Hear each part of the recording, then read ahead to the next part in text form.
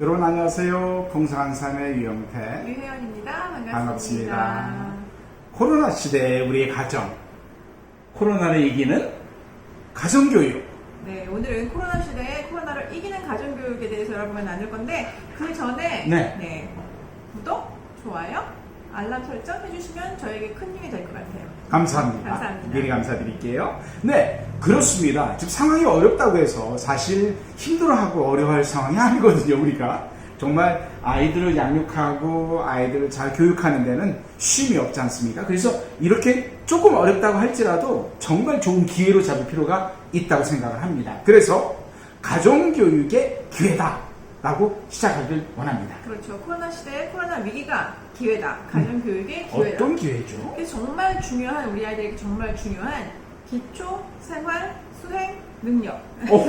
좀 길긴 한데 네, 천천히 다시 한번. 기초 생활 수행 능력 기를 수 있는 기회. 꼭 있어야 하는 능력이죠. 그렇죠. 예. 여러분 뭐 이미 아셨죠? 무슨 말인지. 이 집에서 이 기초 생활 수행 능력을 집에서 해봐야만 할 수 있는 거예요. 그렇죠? 그래서 집에서 해봄으로 당연히 배워야 될 능력이다라는 걸 기억하셔야 됩니다. 네, 그리고 이것은 사실 부모님들이 꼭 해줘야 되는 책임이고 또 역할이기도 합니다. 그렇죠. 집이 아니면 딴 데서 사실 배울 데가 없고 예, 성인이 돼서 배우기에는 너무 많은 어려움들이 있죠. 네. 그렇죠. 부끄러움을 당할 수가 있을 수 있어요. 그렇죠. 결혼하고 나서도 예, 좀 어려울 수 있어요. 네. 맞아요. 자, 어려서부터 그 연령에 맞는 적절한 훈련, 적절한 교육을 시켜가는 게 정말 중요합니다. 말씀드렸듯이 기초생활 수행 능력은요, 뭐 머리가 좋아야 하는 게 아니에요. 사실은 우리 갖고 있는 아이들이 갖고 있는 손과 발을 잘 훈련시킴으로 잘할 수 있는 것입니다. 사실은 실제 나이보다 조금 이른 상황 속에서 시작하는 게, 미리 시작하는 게 훨씬 더 효율적이더라고요. 저희가 아이들을 길러보니까. 네, 그래서 이거 집안일 가리키는 것도 선행교육 해야 되니까 그런 말씀은 아니고요. 조금만 선행을 해주시면 좋을 것 같아요. 그래서 우리가 생각하는 것은 상황과 여건의 적응 훈련. 이 훈련은 되지 않으면 그렇죠. 책으로 봐서 알 것도 아니고 유튜브 맨날 본다고 배울 수 있는 것이 아니기 때문에 그렇죠. 상황과 여건이 어떻든지 그곳에 잘 적응하는 것이 필요하다는 것이죠. 공부보다 더 중요해요. 이게 사실은 공부보다. 그리고 이것은 이제 방학이기 때문에 아이들이 지금 방학이지 않습니까? 지금 조금 있으면 끝나긴 하지만은 학교 안 가서 생기는 시간, 그 상황, 방학이라는 상황 속에서 어떻게 잘 적응하고 잘 활용할 것인가. 이게 정말 중요한 것 같아요. 네, 그래서 저희가 이제 구체적인 걸 얘기를 하기 전에 사실 이제 방학이 끝나면 모든 학생들이 학교 가지 않기 때문에 이제 비대면 하는 아이들이 그렇죠. 있을 비대면이 것 또 같아요. 시작될 수도 있어요. 상황이. 네. 그럴 때 그러면 우리가 기억해야 될 거, 비대면 수업을 하기 때문에 집안에서 우리 부모님과 아이들이 꼭 기억해야 될 게 몇 가지 있는데 그거 먼저 말씀드릴 거예요. 네, 첫 번째로는 이게 비대면이기 때문에 집에 있어서 아이들도 그렇고 부모님들도 그렇고 정말 그 피로도가 쉽게 높아지고 있다는 것. 그렇기 때문에 우리 부모님도 그렇고 아이들도 그렇고 각자의 시간, 각자의 공간이 절대적으로 필요하다라는 것을 먼저 말씀드리기 원합니다. 네, 그래서 절대적인 공간이 필요한데 그렇다고 지금 있는 방을 방을 늘릴 수도 없고 그렇죠. 만들 수는 없죠. 네, 그런 것이 아니고 우리가 지금 갖고 있는 가장 기본적인 목소리. 그렇죠. 목소리를 좀 네. 작게, 그다음에 말수, 설명을 너무 장황하지 않게 하는 것 역시도 우리가 보이지 않는 공간과 상대방에게 어떤 시간을 주는 것이기 때문에 제가 항상 그런 얘기합니다. 지금 이런 때에 이런 프레셔가 많고 스트레스가 많을 때에는 간단 명료하게 소통하고 그래요. 단호하지만 담백하게 소통하는 거, 특별히 아이들한테. 그렇죠. 그게 좀 엄마가 말할 때. 그렇죠. 엄마가 말할 때 너무 장황하고 목소리가 너무 커지고 이럴 때는 사실 상대방의 공간을 침해할 수 있는 것이 되기 때문에 서로의 공간을 주는 것이 좀 중요한 방법인 것 같아요. 그래요. 또한 비대면 수업을 하면서 여전히 엄마는 엄마로서의 가사를 책임져야 되고 아이들은 학생으로서 또 공부도 열심히 해야 돼요. 그래서 다시 한번 기억해야 될 게 각자의 의무와 책임에 좀 최선을 다하자. 우리가 좀 집중을 하자.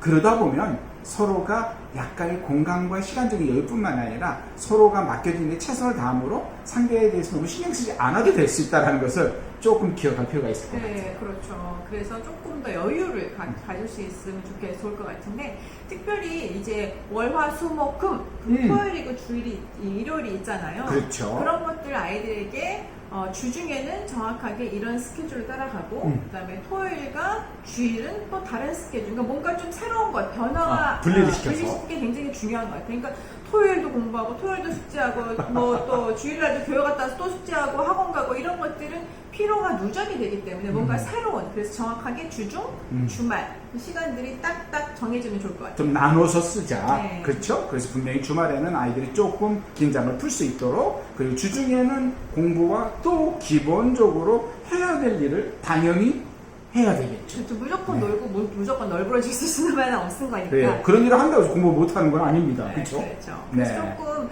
이제 구체적인 것으로 좀 말씀을 나누기 원하는데, 그래서 가족의 일원, 아이들도 이 한 가족의 일원이잖아요. 한 가정의 지체잖아요. 일원. 예. 네. 아이가 뭐 나이가 적던, 나이가 청소년기든 뭐 대학생이든 일원이기 때문에 그 가정에 맞추어서 책임, 뭐 훈련, 임무 해야 될 것들을 훈련하는 것. 네, 그래서 절대적으로 배워야 근데 되는 이런 거. 것들은 아까 말씀드린 것처럼 책에서 배워서 뭐 유튜브 보고 배울 수 있는 것이 아니고 직접 해봐야 되는 것들이에요. 그리고 예. 집에서, 그렇죠. 그래서 아주 어렸을 때부터 아무리 어려도 가정의 한 일원으로서 뭔가 의무와 임무가 주어져야 된다는 것. 그 주어진 것은 단순히 엄마 아빠가 힘든 일이기 때문에 가야 돼. 막 그게 아니라 이 자체가 아이에겐 좋은 교육이고 교육받을 수 있는 기회라는 그런 인식과 그렇게 이해하는 게 정말 중요한 것 같아요. 그래서 아이들도 너도 이 가정의 일원이야. 넌 신경 쓸 거 없어. 너 공부나 해, 숙제나 해. 이렇게 되면 이 가정의 어떤 집안 일이나 가사가 굉장히 의미 없다는 것처럼 들릴 수도 있어요. 그렇지 않지만. 그렇죠. 그래서 이런 기회를 통해서 이건 의미 있는 일이고 이것은 내가 참여하고 그렇게 배울 수 있는 기회라는 것을 알려주는 건 굉장히 중요한 것 같아요. 그렇죠. 그래서 소속감도 느끼는 거죠. 네. 그죠. 이 가정이 수록돼 있고 그 책임감도 느끼는.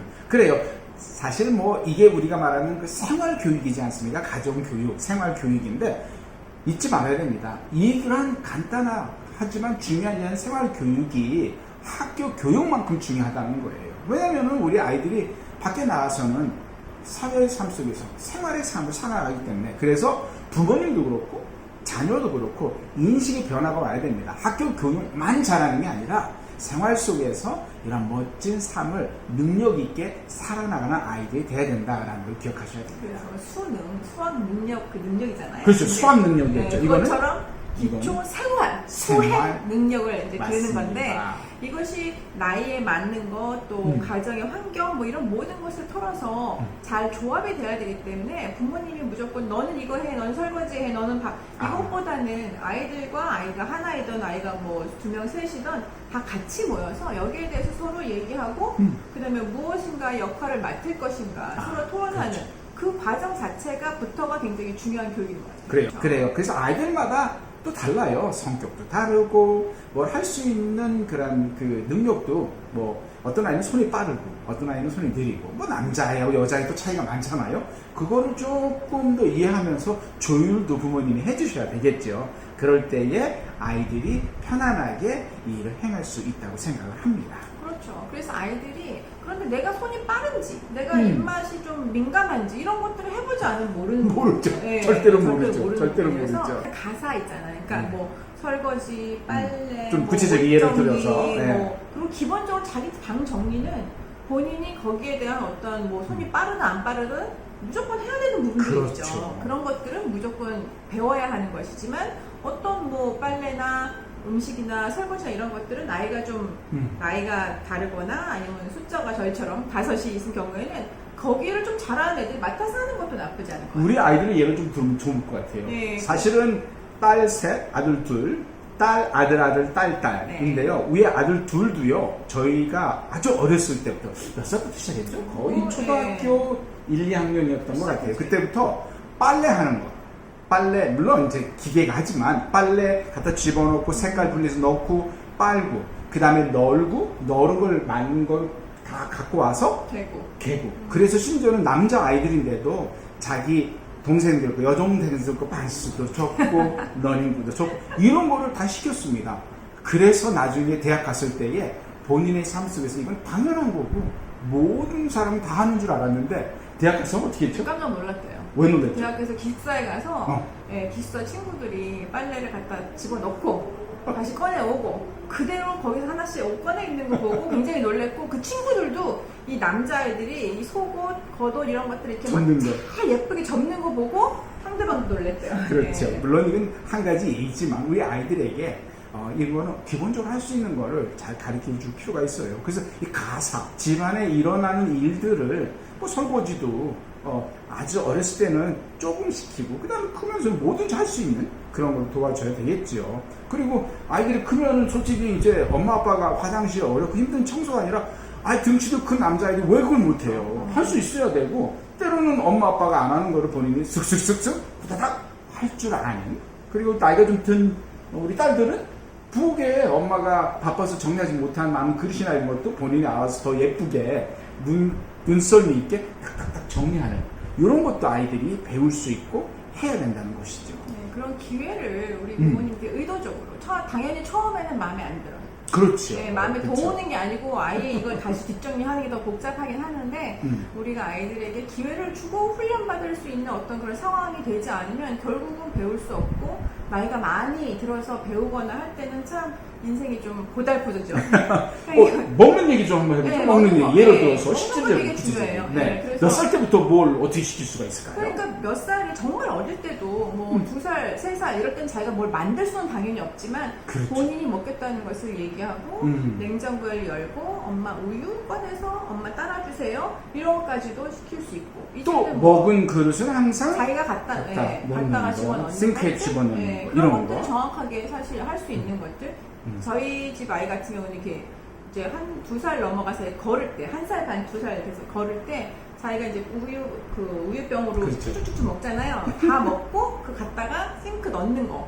그래서 좀 기억나네요. 네. 심지어는 뭐 요즘 초등학교 한 2, 3학년 됐는데 아직도 라면을 끓여 먹을 줄 모르는, 컵라면 왜 먹을 수 없는 이런 일. 물론 엄마 입장에서는 뭐 가스라든지 뭐 전기 이런 것 때문에 걱정이 되긴 하는데, 하지만 알아야 되고 배워야 되잖아요. 그래서 한 번만 정확하게 분명히 하나씩 가르쳐주면 사실 우리 아이들 똑똑해요. 우리 얼마나 아이들이 영특해요. 그래서 다 할 수 있어요. 그래서 나이에 맞춰서 먹는 것도.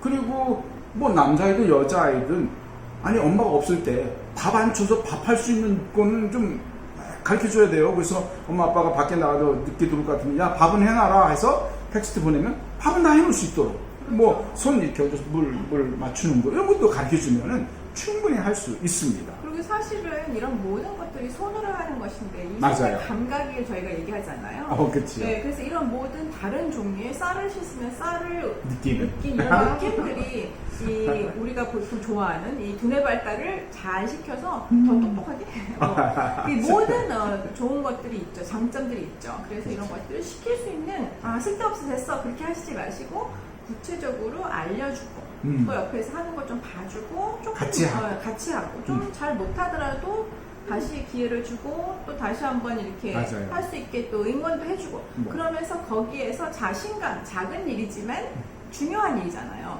중요한 일이죠. 작은 일은 아니고 사실 간단한 일이지만 간단한 일이지만 중요한 일이기 때문에 그 중요한 일을 내가 잘 해낼 때 네. 사실은 성취감도 있고 자신감도 생기고 그 외의 일들에 대한 것도 자신 있게 어떠한 할 수 있는 것, 그렇죠. 그 용기가 생기는 거죠. 네. 근데 그와 함께 나이가 점점 먹어가면서 중학교, 고등학교 올라가면은 이 책임이 또 중요해지고 거기에 합당한 일을 할 수 있도록 높여줄 필요가 있다는 게 정말 중요한 것 같아요. 그렇죠. 그래서 뭐 이제 당연히 부모님들이 다 무슨 구매를 하고 이제 그렇지만 우리가 요즘에 왜 쿡방 땡땡 이런 거 있잖아요. 그래서 뭐 사는 것도 아이에게 저희 이제 막내가 이제 고등학교 1학년인데 이런 걸 사야 된다고 하면 제가 제 전화를 주고 그 안에서 좋은 가격을 고르고 그죠. 뭐 배송비가 없는 적절한 거 가격? 있는 거 이런 걸 그런 거 배워야 골라서 돼요. 한번 저한테 얘기해 이런 것들을 이제 시키는 거죠. 맞아요. 사실 고1이면 저희보다 더 빨리 잘해요. 이제 그런 것들도 하고 아니면 더 컸을 때는 뭐 마트를 초등학교 고학년만 돼도 할 수 있는데 맞아요. 마트를 같이 가서 뭘 어떻게 사는지를 배워야 돼요. 그럼 카트를 밀고 가격 비교도 알아야 되고. 다 집어넣고 나중에 이제 계산했을 때 박스나 가방에 순서대로 넣는 것도 맞아. 해보지 않으면 빵 넣고 그 위에다 뭐 수박 넣고 이러면 안 되잖아. 빵 다 눌리잖아. 그렇죠. 그래서 그게 아니고 그런 것들 해보면서 손이 한 번만 빨라지고 한 번만 해보면 되게 잘해요. 똑똑하잖아 아이들이요. 그렇죠. 네. 네. 그래서 그런 것들을 그냥 이거는 기술이라고 말씀드리는데 네. 기술은 해봐야 이 손끝의 이 감각으로 몸으로 배워야 되는 것이기 때문에 이런 우리 코로나 시대잖아요. 그렇죠. 그래서 저희에게 많은 것들이 사실 없어졌지만 또 우리 손에 또 좋은 기회가 다가오는 기회가 거죠. 왔고 시간이 왔기 때문에 네. 이 시간을 잘 활용해서 좋은 생활교육, 가정교육을 시킬 수 있는 기회가 된 것 같아요. 그래요. 남자아이들 같은 경우에는 뭐 중학교, 고등학교쯤 되면 아빠하고 같이 세차를 하는 것도 좋을 것 같아요. 같이 남자만 가 여자도 갈 수 아마 있지. 뭐 그렇지, 그렇죠. 당연하죠. 네, 그런데 이제 창문 닦기 이렇게 좀 그 집에 있는 바깥쪽 닦을 때 힘들잖아요. 그런 걸 아빠 하지만 아빠만 하는 게 아니라 나이가 좀 든 아들이나 딸하고 같이.